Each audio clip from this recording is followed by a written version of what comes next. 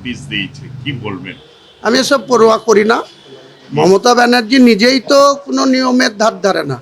তিনি ইডির কাজে হস্তক্ষেপ করে নিজে রাজ্যের মুখ্যমন্ত্রী, পুলিশ মন্ত্রী, তিনি ইডির কাছে ডাকাতি কেস খেয়ে বসে আছে। সেই তার জামানায় তার পুলিশ, তার চটিচাটা এসপি সে এসব করছে। কখনো আমার মেয়ের বাড়িতে ডিস্টার্ব করছে, কখনো আমার স্ত্রীকে 18 বছর 20 বছর আগে যেখানে বাড়ি হয়ে আছে ওই জায়গাটা 2002 সালে আমার দলিল আছে নিজে আমার মিসেসের নামে। ওই প্লটটা 404 দাগ 4404 মানিককর মৌজা।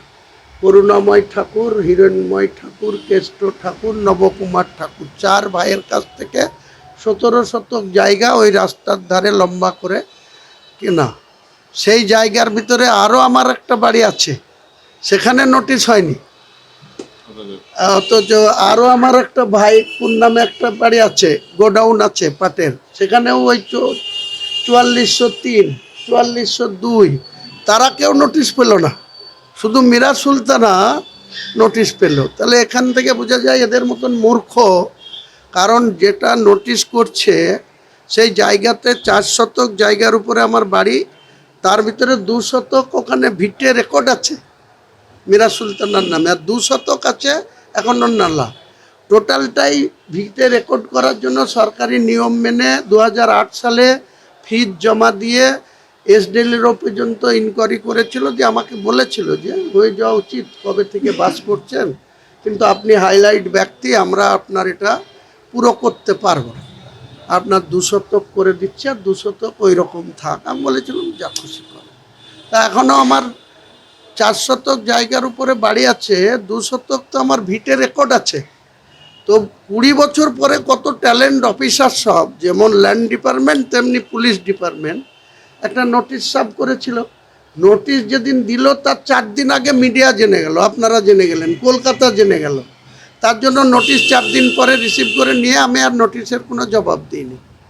যেভাবে তৃণমূল কংগ্রেসকে ওয়ার্নিং নোটিশের জবাব আমি দেওয়ার প্রয়োজন মনে করিনি, একইভাবে তার পুলিশকে, ওই বেলারো দপ্তরকে আমি নোটিশের কোনো জবাব দিইনি।